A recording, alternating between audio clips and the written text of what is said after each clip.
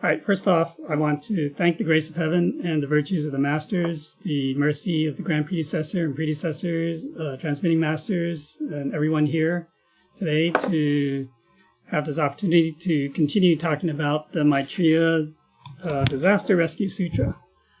Okay, so last time we left off here, which is actually, this is only the third line. And let's see, I had a mistake on the slide last time where the Chinese, basically when Sizun, or 18th Patriarch, he basically completed his mission in Sichuan, a place called Wangjiatang, and the Chinese I had wrong, but it's this here correctly now. The other thing that I don't know if I mentioned last time is basically that Sichuan, this Wang Tao Xing, the last 5 characters there. It could also mean, of course, it means Sichuan, and then Wang represents the Wang Jia Tang, and then Tao Xing is, well, I don't know, that could either refer to that strange looking fruit that dropped, but it also could mean, basically, Sichuan could mean the 4 portals on our head, the eyes, ears, nose, mouth. Okay, and then the Wang is the master or the king. So who's the master or king of these 4 portals is our true nature, the Buddha nature. Okay, so actually, these scriptures, like the sutra. Most sutras, or maybe all of them, they all have kind of a surface meaning, the superficial meaning that you can kind of, if you read it, you say, oh, okay, it refers to this. But then there's you can say there's another meaning behind it, maybe more profound meaning as well. So on the one hand, this is saying that, the Patriarch's mission, he basically started or really spread widely from the Tenjing, the 3-1 temple, and then he ended in the Sichuan. But it also means the true nature, that this luozai, which means, kind of coming down or entering, or descending to, and then Zhongyuan Sanqing Di refers to you could say the heavenly portal, or our true nature. So we come into this world.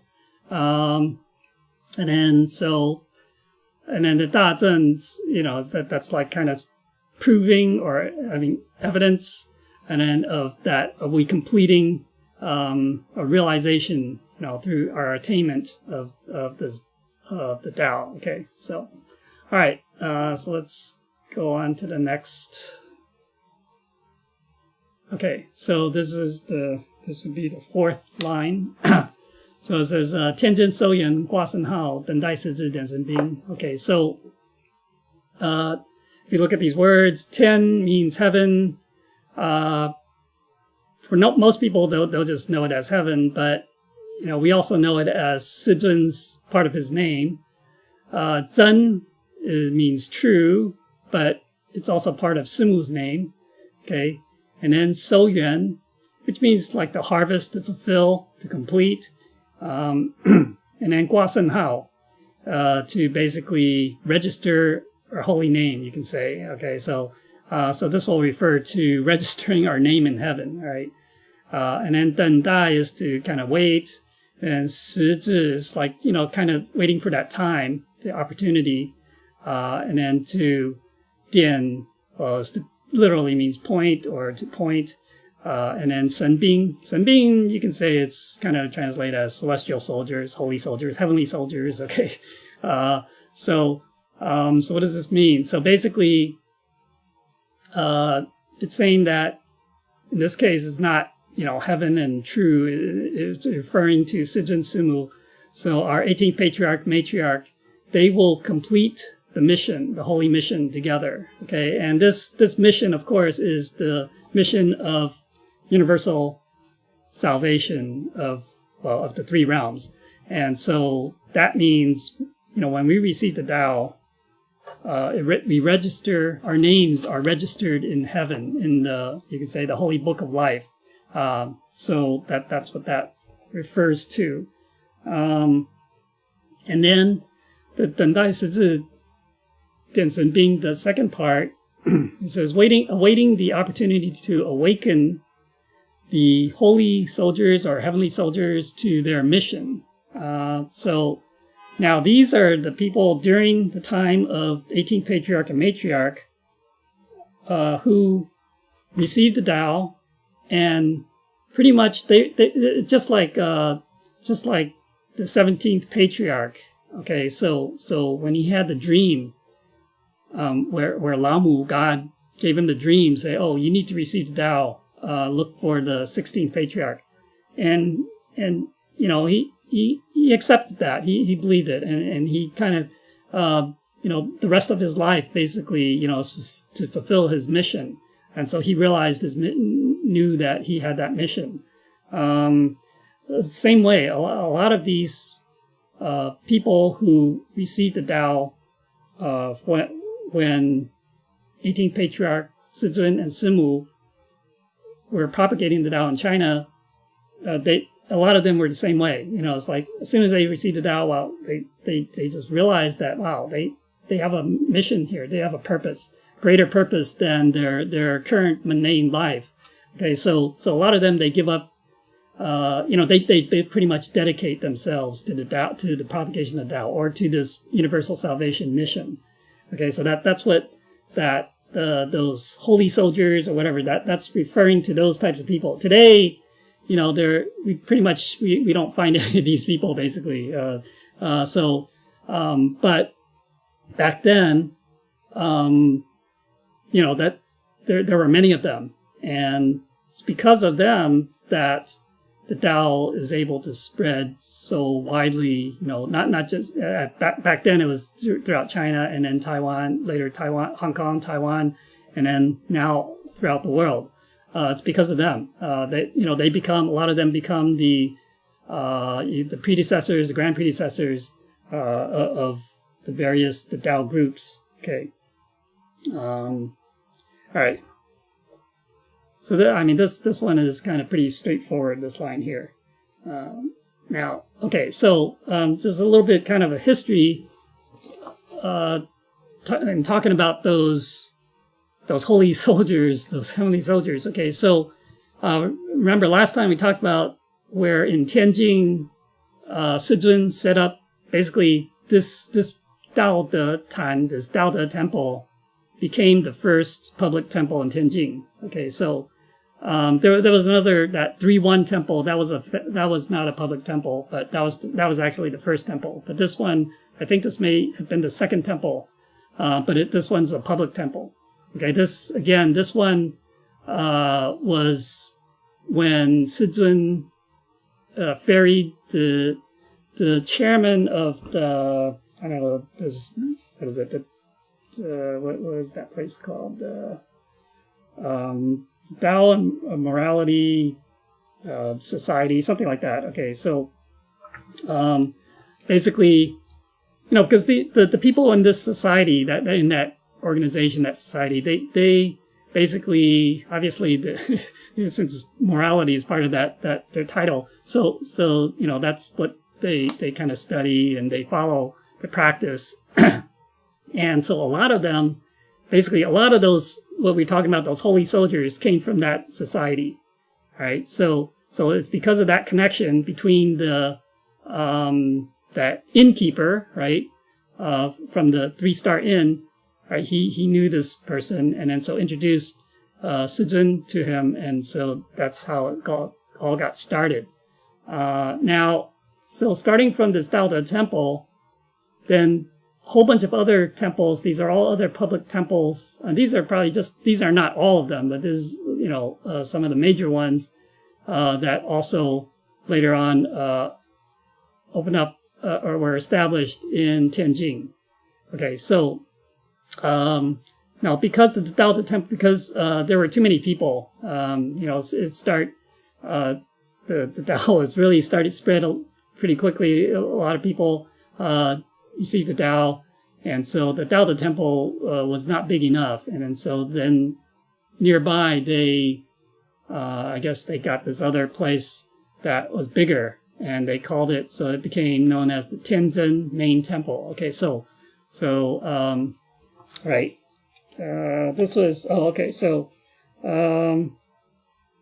see, sorry, it was called the Martial Arts Society. Okay, so this place, okay. So, a lot of, like I said, a lot of those people, from the society, they readily became these holy soldiers, Tao. Okay, so they had that affinity and foundation, right? Now, many were also inspired to become pioneers of Tao, right? So the pioneer meaning, they would go out and spread Tao to other parts of the country at the time. Okay, so some of them became like the Tao elders, who would lead their own Tao groups, right? Which I'll get to a little bit. And then, or they became like the predecessors or grand predecessors. So this is when Tao really started to spread across China like wildfire. Because this society, they had they had a lot of members, elsewhere too. Okay, so in 1936, this is the second time that Suzun went to Tianjin, because there were so many Daoqian. So this is where they set up this other public temple, the Tenzin Zongtan. Okay, so that became the main temple, and then basically pretty much, I don't know, not all, but most, probably the vast majority of the Tao, when it was spreading throughout China, originated from here. Okay, so that's why this is very significant. This, especially this Tianjin area. Now, from 1935 to 1939, many temples were established in Tianjin, starting from the Tao De Tan. Okay, so many of the society members were these holy soldiers. They were inspired to set up temples, and some of these temples are the starting point of later on there are 18 major the Tao groups. Okay, so the ones listed here are the main ones in Tianjin. So here you see there's Howland Temple, which is the beginning of, or the starting point of the Howland group. Okay, which also from there, the grand predecessor of the Baoguang group came from there too. But Baoguang actually officially started in Shanghai, so it's not in Tianjin. And then Puhua. Okay, so it's just a bunch of temples here, and then so the ones that I have showing with the on the side here, they like Tianxiang. So that temple became the origin, if you will, of the Tianxiang group, and then Xingyi, there's the Xingyi group, and then the Wenhua group, and then the Qianyi group, and then under our grand predecessor, our Fayi is down here at the bottom, Tianxing Temple. Okay, so that was kind of the first public temple for our Fayi group. Okay, established in 1947. Okay, so a bunch of these. Xingyi group is very big. I guess you could say among the four large groups, Fayi is one of the large ones. Xingyi is very large. Baoguang is big too. It's very big. Let's see. The other one, I think, another one, from Shanghai is Jitsu group, and they're also very big. And then just the rest of the 18, Fa Sheng group it started in Nanjing, and then also Jingguang. Some of these groups are small, though. Okay, and so today it's it's kind of rare to kind of meet someone from one of these small groups. But there's a Jingguang group from Shanghai. There's a Huiguang group from Anhui. A Zongyong group from Sichuan. There's an Andong group, from Andong, and then Mingguang group from Ningbo, and then also Changzhou group from Jiangsu, Changzhou.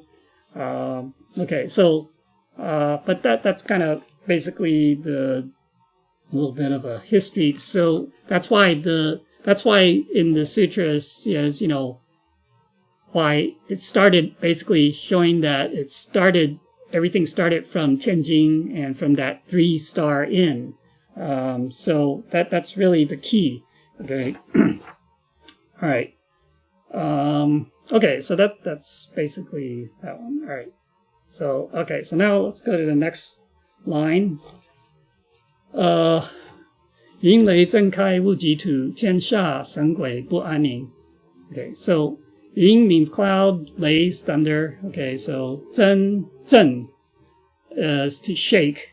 And then kai is to open. So wuji, this if you look it up, it's the 5th and 6th heavenly stems. Okay, and then 2, of course, earth. And then tianxia is basically everything under heaven, this world. It's basically talking about this world. And then sengui is deities and ghosts, okay. And then bu'aning is not at peace, okay. So here it's saying cloud and thunder, right? They shake open, or, they open up this, what are these 5th and 6th heavenly stems? This uji tu, well, actually these uji tu together, that refers to basically our heavenly portal. Okay, so, and then so this basically is saying, talking about receiving the Tao, and opening the heavenly portal, and in doing so, or when that happens, it's a world-shaking event. Okay, it's and it's not just the world, but heaven, even heaven. So even the deities, or you can say the devas and ghosts, they're all they're not. You can say they're not at peace. They're restless. Okay, all right. So here, so the cloud and thunder, it can also represent, like yin and yang, or sun and moon, or basically patriarch and matriarch. Okay, so it shakes the world because they have this great universal salvation mission. So that is really. Earth, it's changing. Okay, it's a big world-changing event or mission. Okay, so and the spirits. So if we're talking about the spirits, like in terms of the karmic debt collector, the ones that we owe the karmic debts to, they're very anxious to collect debts when we receive the Tao. Okay, so really. Because, when we receive the Tao, and of course we have to cultivate. If we cultivate and perform merits and all that, then we can transcend the cycle of life and death. See, once we transcend, then they can't collect their debts. Okay, so that's why they're anxious, and so they want to, and this is. And you see this sometimes when people, let's say you try to bring people to receive the Tao, and they aren't always, maybe they agree. Well, first of all, those who maybe they don't agree or whatever, it's possible that it's because of their karma, or, it's just they don't have that affinity yet.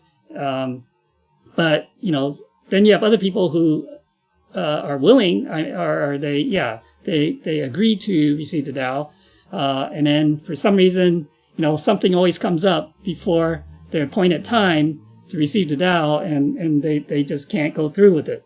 And so again, this could be, those karmic debt collectors preventing them from receiving the Tao, okay, because they want to collect their debts. Okay, so and then there are other people, even, they come into the temple and they're willing, and even maybe during the ceremony, even if it starts, the ceremony starts, and then they decided to back out. Okay, so we've seen all sorts of cases, right?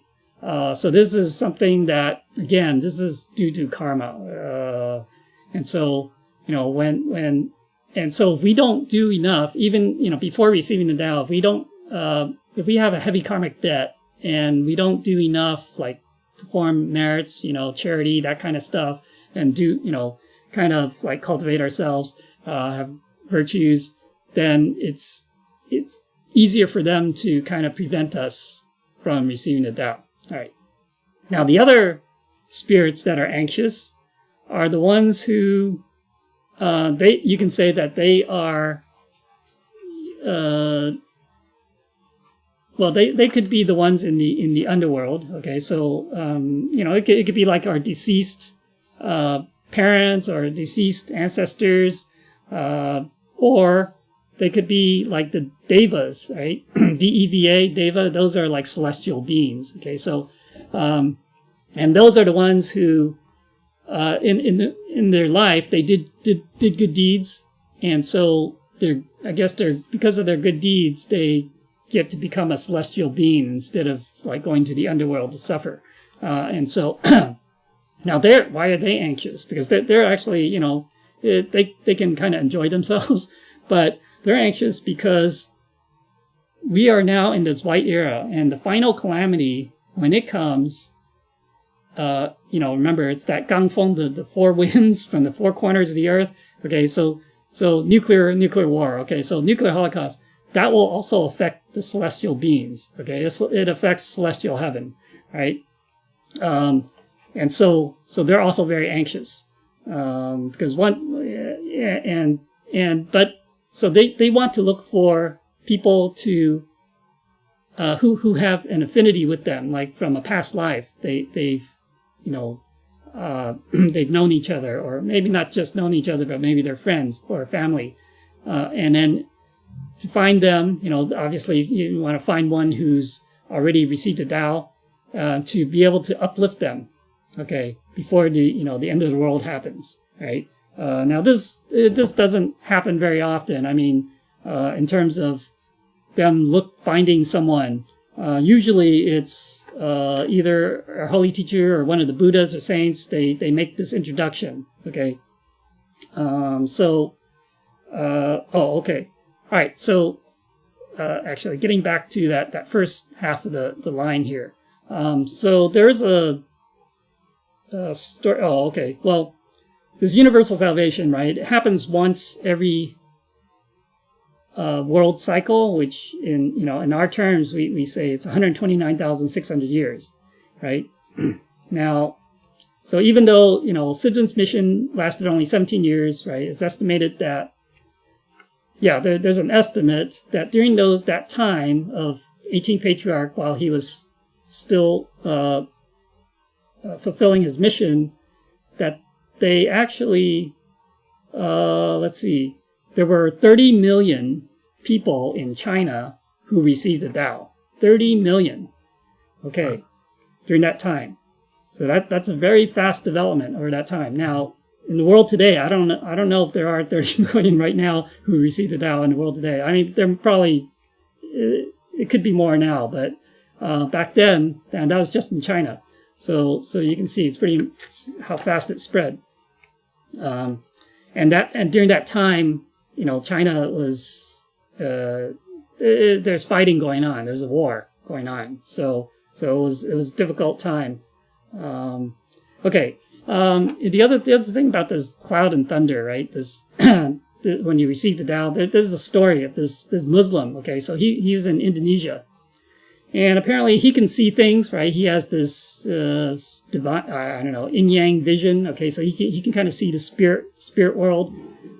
So now the transmitter tried to ferry him, but he's not willing to receive the Tao, because I think due to his Muslim faith, and I think he was kind of like an elder in the mosque. So, but he could see that the Tao Temple has this purple aura around it. So he was curious, right? He wanted to see what kind of spirits are at the Tao Temple. And so I think it was his brother who was receiving the Tao. So his brother, I think, agreed to receive the Tao. Because he wasn't receiving the Tao, right? He couldn't go into the temple, right? Because people who aren't receiving the Tao, they can't observe the ceremony. Okay, so he, the temple was upstairs, and so he kind of waited downstairs. And as he's waiting, and when basically at the beginning of the ceremony, the transmitter Well, after the food offerings, things like that, then the transmitter will form the invocation, which basically inviting Lamu, God, and the Buddhas and saints to be present around the temple. Okay.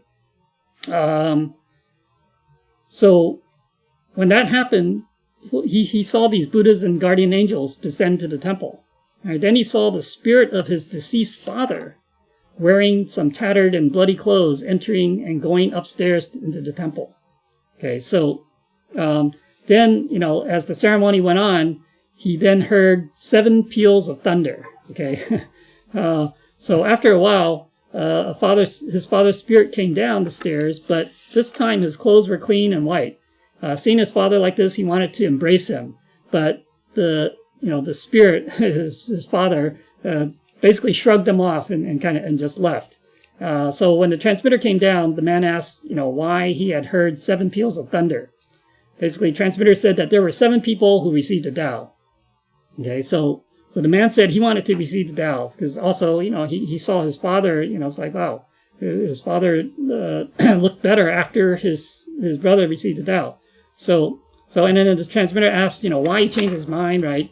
And the man said, he saw great spirits like the Buddhas, who seemed to be more powerful than the ones that he saw at his mosque, right? And he also saw his father's spirit, right? So this is a story. I think that this is in Indonesia, but I don't know if I got all the details right because I hear some senior transmitter talking about this story a lot. But anyways, okay, so. So like our ancestors, so in terms of the spirits, our ancestors are anxious because they're not sure. Okay, so when, receiving the Tao, sometimes, are we going to receive the Tao or are we not going to receive the Tao? So our ancestors are very anxious, right? They're very nervous, they're hoping that we will receive the Tao, because if we receive the Tao, then our ancestors can benefit. Okay. If we don't receive the Tao, then they're still doomed to their fate, wherever that may be. Right. So that's why their only hope is through our receiving the Tao and our cultivation and performing of merits. Okay. So only if we do these things, then they will definitely benefit. Okay. And then we can help them, right? So basically, when we cultivate and we finally attain the Tao, which means we've achieved in the end through our merits and our virtues, that 7 generations of our ancestors also can return to heaven. Okay, so this is God Lamu said that this is the way it is during this white era. Okay, so before the white era, this was not the case. Okay, so it's only during this white era. So basically our ancestors, they're also going to try to help us if they can. On the other hand, if we don't receive the Tao or fail to cultivate, then they will be very disappointed. might even hate us for it. So definitely we have to do our best. Don't throw this away. I mean, because we don't maybe realize how precious this Tao is, but it's very precious to them. Okay, so, all right. Okay, so the Devas, Devas, again, they're like saints. Okay, so they didn't receive the Tao, but they did good merits and they have virtues, so they end up in celestial heaven. But that's only a temporary heaven, right? So it's like we have our lifetime here. They have also a lifetime in the celestial heaven, and it's longer than our lifetime, but it's still limited. All right. So they also want to, because you can say they've lost this body, and so they've lost a lot of they're able to know more, okay? Because humans tend to be, we're limited by our knowledge, by our own conceptions, but they're not so limited, and they can see the truth, so to speak, and so they realize that, wow, this Tao is something that they should try to seek. Except that when they don't have a body, they can't do it themselves. They can't receive the Tao themselves. And so they have to look for someone who can uplift them. Okay, so that's the way for them to receive the Tao. And so, let's see. Now, usually, though, to do this uplifting of a diva, it would have to be like either a patriarch or predecessor, someone like that, or maybe some senior transmitting masters. But today, basically the general rule is that we can only uplift our parents. Okay. Now, Holy Teacher also said, within the last few years, that actually, as long as we cultivate our virtues, perform merits, then they will benefit. And, when we return to heaven, then they will also return to heaven. So we really don't have to do the uplifting directly, okay? Because that requires a lot more merits that you have to accumulate, during that time. And also the merit fee is a lot more, okay? So things like that. All right. Okay. Let's see. Next. Okay, so here's some examples of some uplifted devas. Basically, in 1931, there's the Yunyo Gunyang, which, after being uplifted, became Jiaohua Pusa or Jiaohua Bodhisattva. Okay, so, and she was uplifted by Sumu, or the matriarch. Basically, how this happened was, basically Sumu in 1931 was, she held this kind of Dharma class. And the reason for the Dharma class was that there were some disciples. Remember earlier we talked about how some disciples, they kind of split off, or because of this whole mandate issue and who was the patriarch. Okay, so a bunch of them kind of went off on their own, but some of them came back. And so this was kind of a repentance class for them. Okay, so, and, right. And so during this class, Nanhai Buddha, or Guanyin Buddha brought the celestial deva. So this, Jiaohua Bodhisattva, well, she was a deva first. She was just actually this girl, an herbalist. Well, actually, her father was like a herbal doctor, and she kind of learned from him. And so she knew how to do kind of herbal medicine, kind of stuff like that. And so she helped a lot of people. So she became a deva. And then so, so Guanyin Buddha brought the deva to the temple, and Sumu then decided, okay, I will uplift her. And then so, having uplifted her, she became this Jiaohua Bodhisattva. Because she had enough like merits and virtues to become a bodhisattva. And actually, in a lot of our like Dharma classes, things like that, in over the years, Jiaohua Bodhisattva would channel in and also give us guidance as well. Okay. And then Sumu, she also basically told all the predecessors of all the major Tao groups that they can each uplift a celestial deva. Okay, so in the case of our Lao Chenan, our grand predecessor, he chose to uplift Sima Guang. Okay, so this is in 1940, and Sima Guang was a scholar and historian from basically 1,000 years ago in China. He's very famous because he wrote a history book about China, basically, up until his time. Now the thing is when we uplift them, okay, so it says, right, a celestial deva who is uplifted will help the Tao affairs of the group in which he or she received the Tao. So in this case, it would be, in our group, in the Fa Yi group, Sima Guang is kind of, you can say is he's no longer a diva, is like a immortal Da Shen. Okay, so, I guess, yeah, okay, Da Shen, I don't know exactly. We just translate it as immortal, but they help they can help in the affairs of Tao within the Fa Yi group. Okay, so and it's interesting because he was a scholar, he's well educated. So many of the people that the Fa Yi group ferries tend to be like students or scholars, kind of educated people. And this is, it's not everyone, of course, but this is especially true in the Fa Yi Congde branch of the Fa Yi.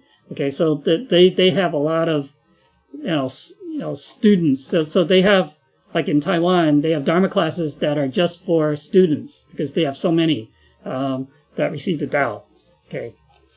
All right. Now, on the other hand, though, Baoguang Zhu, the Baoguang group, right, their predecessor, Uplifted Bigan Dash. Okay, so Bigan, he was a person from, I don't know how long ago that was, probably over 2,000 years ago.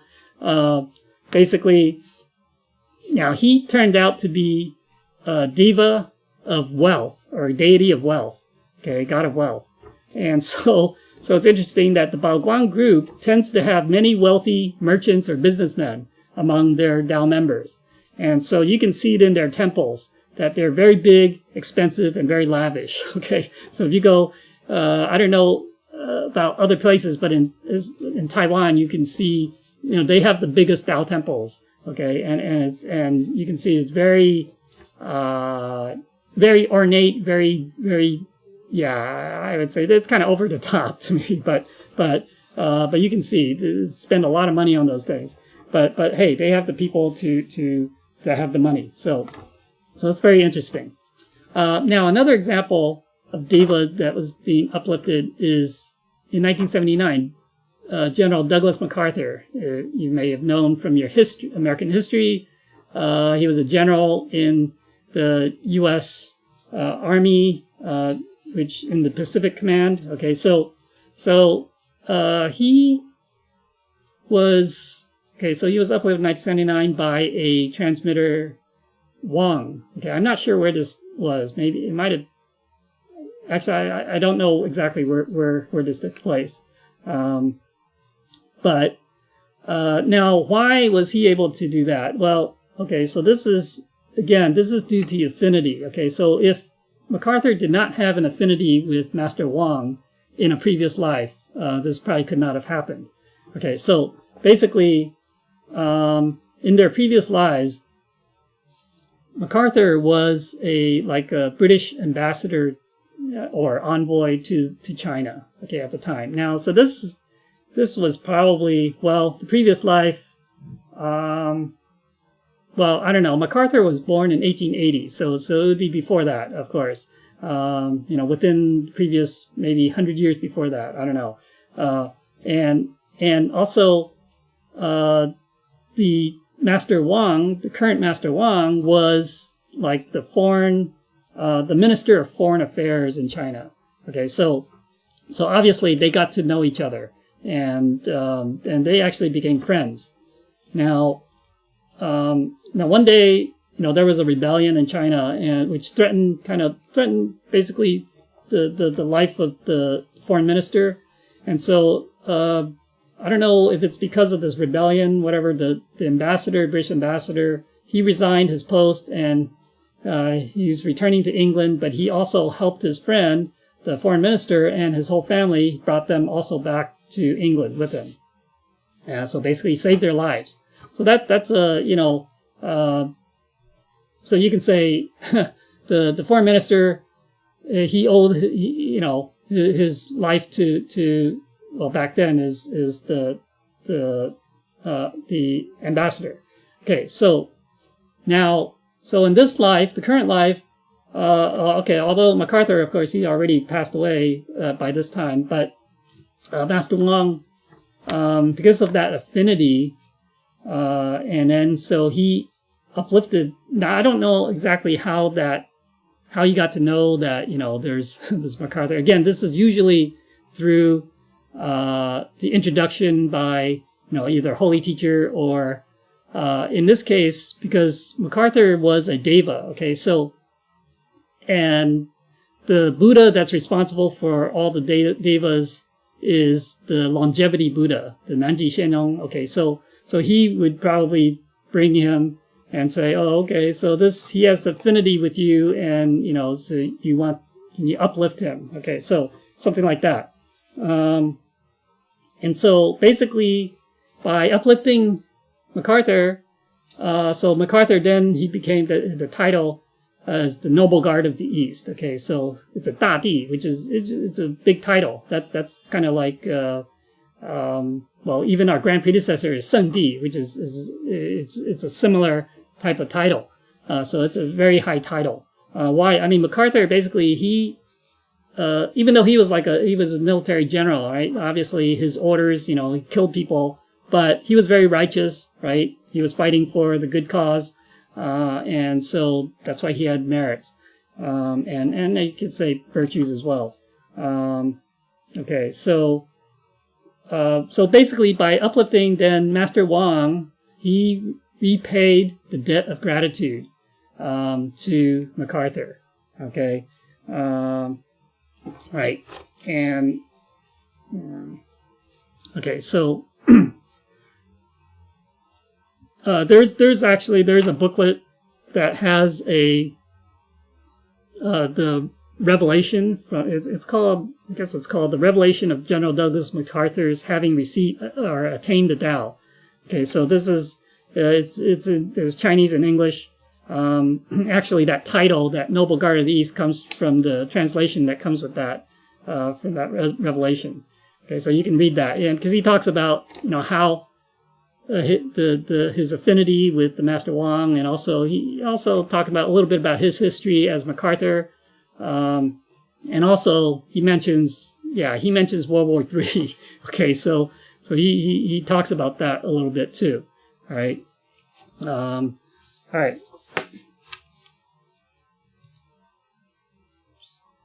Okay, so let's go to the next one then. The next line says, 庆在人天中华母，九莲圣教归上圣。Okay, so 庆 you can say is like dear, close, like a parent. Okay, so, and then 在 is at, 人天, okay, that can refer to the human world. 中华母literally means mother of China. Okay, but it's actually referring to our matriarch, who later, after she returned to heaven, completed her mission, she got the title of 中华圣母. Okay, so the holy, you can say the holy mother of China, or the divine matriarch, Okay, so and then that this is kind of referring to at least at this level, it's referring to the matriarch, right? And then 九莲圣教归上圣. Okay, so 九莲 is it refers to Western heaven. Okay, the Western heaven, and also it can also refer to the lotus attainment. Okay, basically attainment of some title in heaven. Okay, and then 圣教 is a holy teaching, and 归 is to return to, and then 上圣 is the highest vehicle, right? So in Buddhism, they talk about 3 vehicles: the lower, the middle, and the higher vehicle. Okay, so the highest vehicle is the Tao. Okay, so right. So now, okay, so as I mentioned before, right, there were some tests regarding the heaven's mandate and the Tao lineage. Right, some people refused to recognize matriarch's mandate and basically split off from the Tao lineage. Matriarch, before she left China, instructed the grand predecessor to propagate Tao to Taiwan. Okay, so this is our grand predecessor, the Fa Yi group. Okay, so, and she predicted that the Tao propagation would be very difficult at first, for at least the first 10 years, right? And then, but after 10 years, the Tao affairs would flourish afterwards. Okay, so, then, and then she said, well, if this does not come true, then you can say that, I don't have that true mandate, heaven's mandate, right? But, of course, it turned out to be true. And so, 10 years after they went to Taiwan, the Tao began to flourish, and it proved that matriarch did have true mandate. Okay, but to this day, actually, there are those who still do not recognize Simu's mandate. Okay, so there is a group that doesn't, that doesn't believe in her mandate. All right, so okay, but Sumu. Okay, so she continued mission from 1947 until 1975. She spent 6 years in Hong Kong. Oh wait, let me go on here. Okay, so basically, all right, and then so whenever there, and then she's okay. So she spent 6 years in Hong Kong before spending the final 21 years in Taiwan.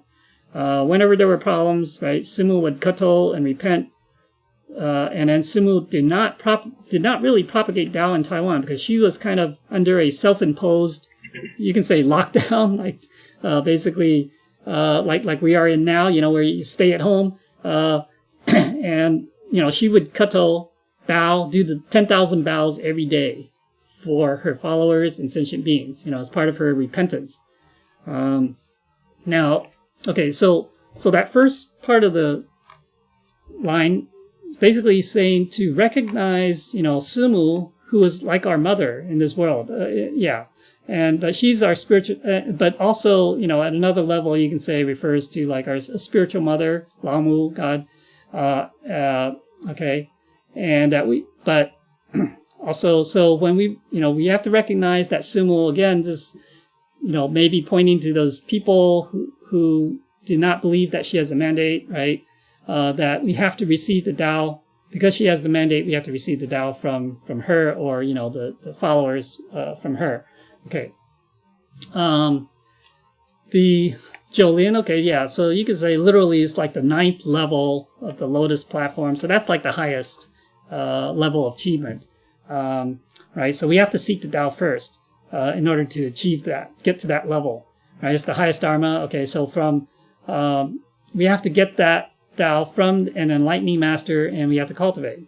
Okay, so the two, you can say basically Sujun and Sumu, right? They're kind of like the sun and the moon. Okay, so Sujun, he demonstrated a lot of, you can say, external cultivation by propagating the Tao. He's like at the forefront. He's like the front lines, okay, of the mission. And whereas Sumu was kind of not as much, but it was mostly Sujun kind of leading the charge, so to speak. And so that's like the external cultivation, while Sumu kind of demonstrated the internal cultivation, especially, so even, in China, obviously when Sujun was still basically alive and kind of conducting his mission, Sumu was had kind of a background role, if you will, not as much. And then, but when Sujun returned to heaven in 1947, Sumu basically stayed in China for only 1 more year. So she left in 1948.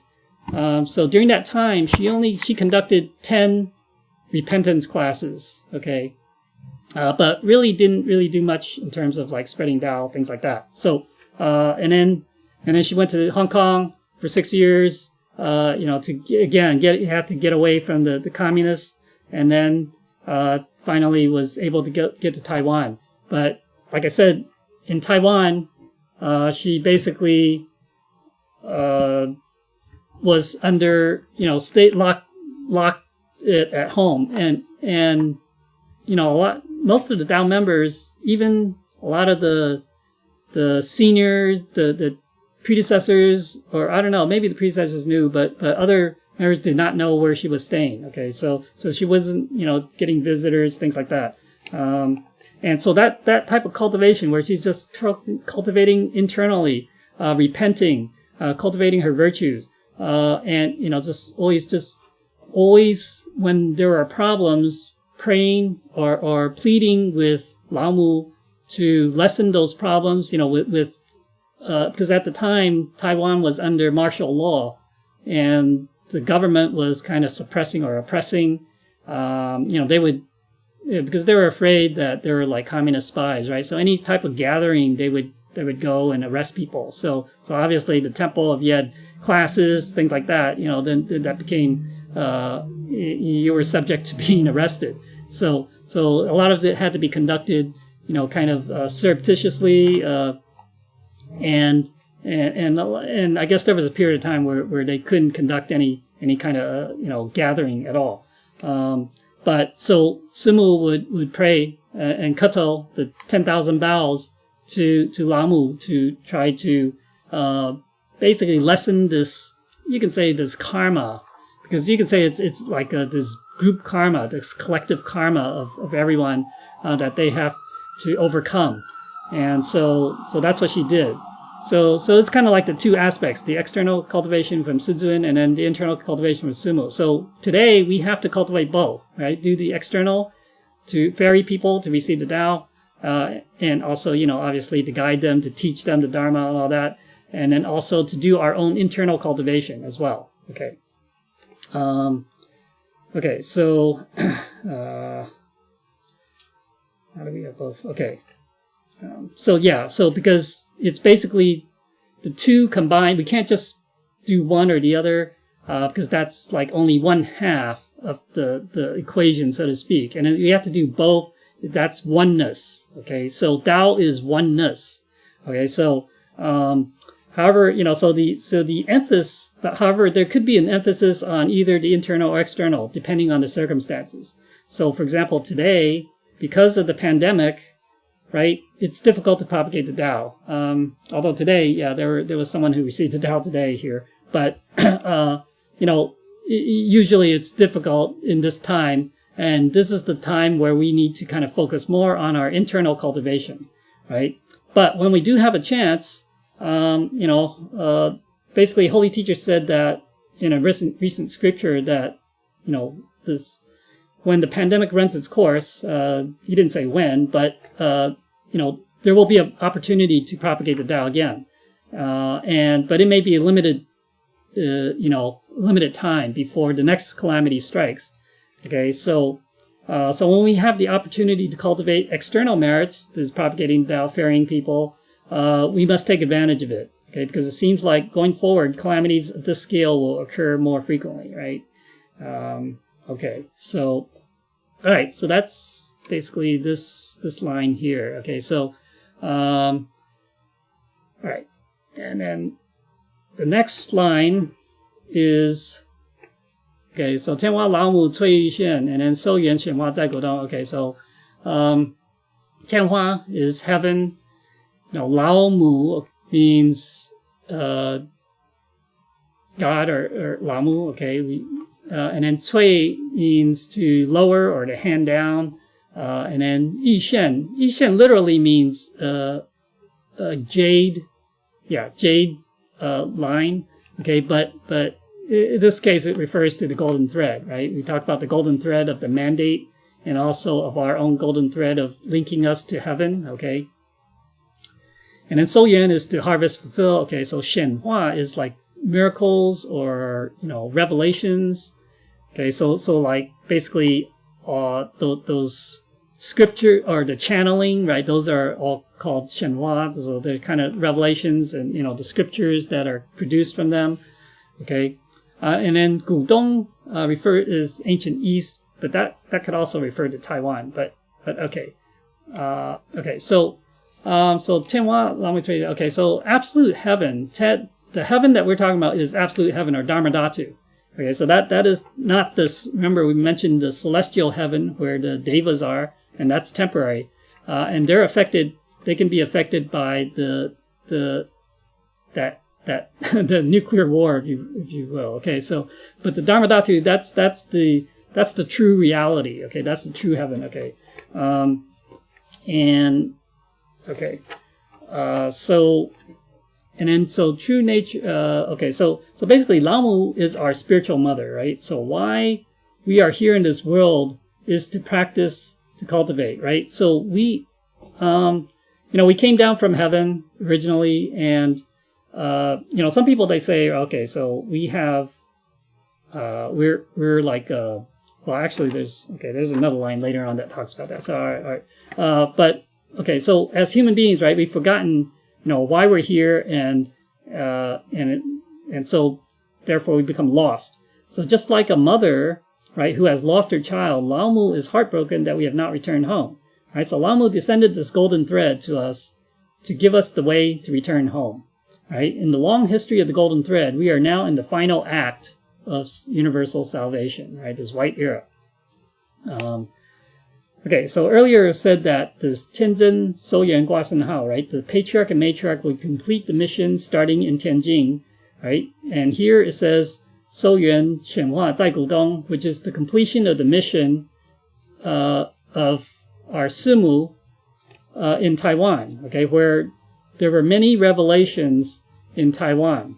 Okay, so Simu spent her 21 years in Taiwan, and from Taiwan the Tao spread all over the world.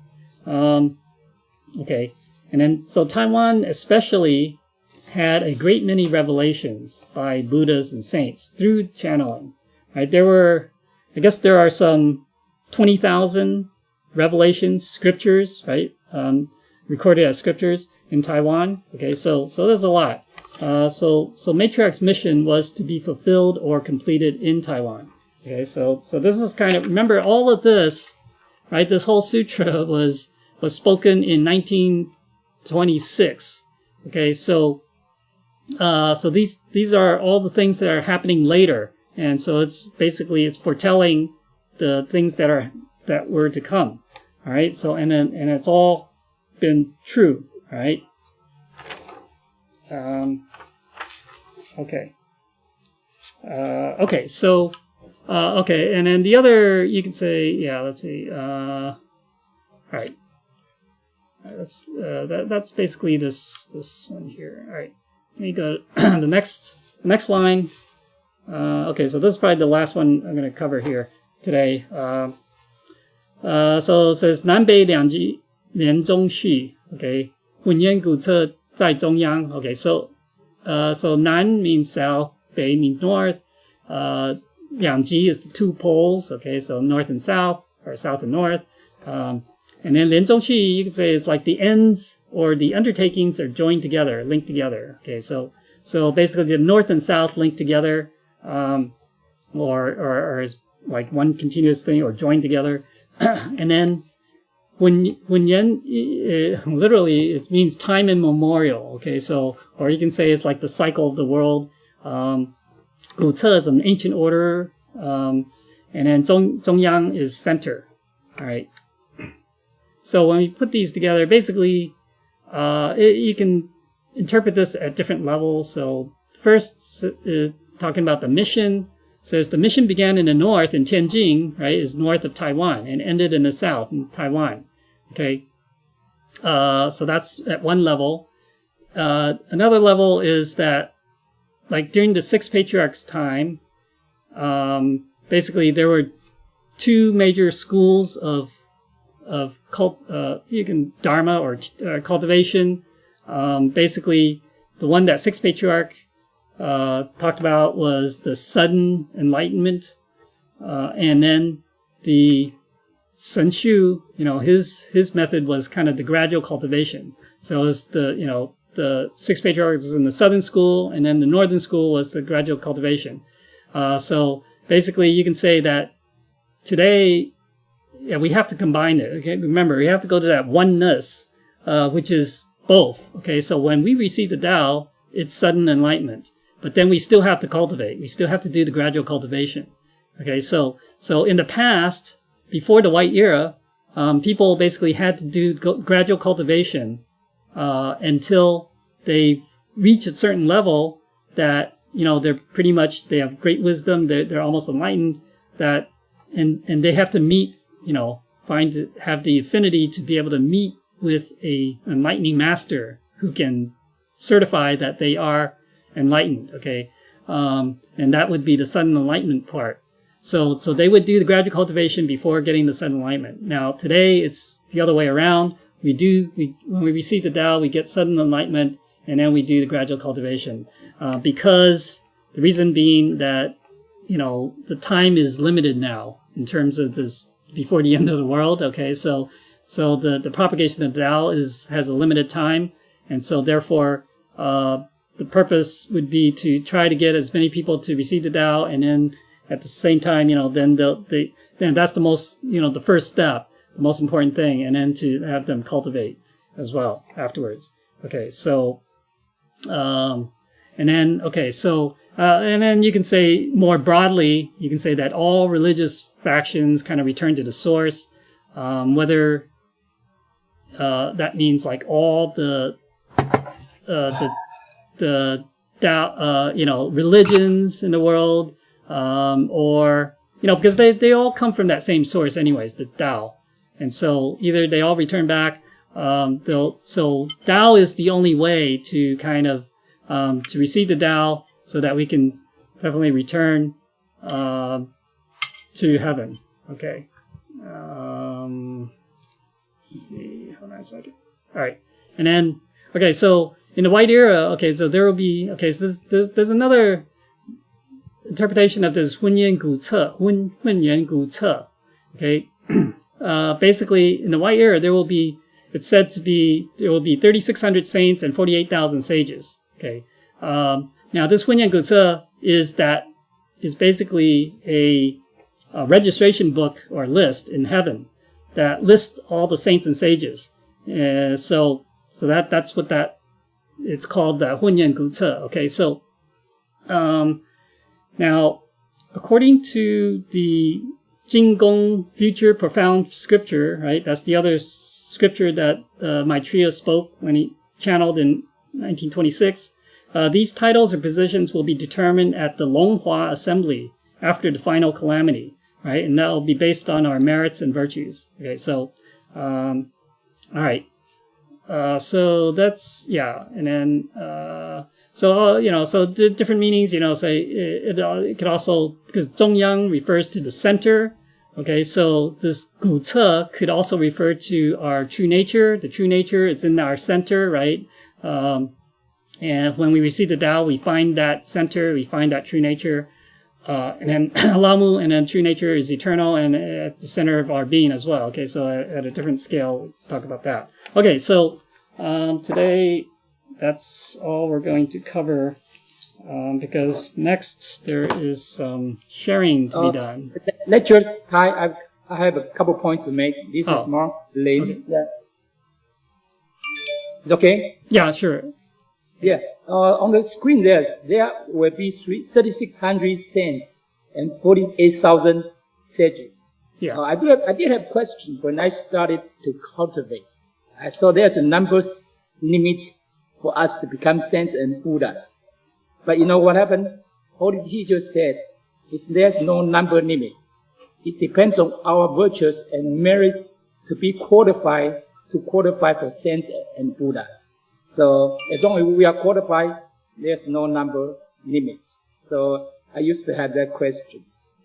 Okay. I mean, it's not going to be capped at these numbers, basically. That's what there's no quota here. I mean, but this is like, I guess, who knows when this was determined, but, back then they say, okay, there are going to be at least this many.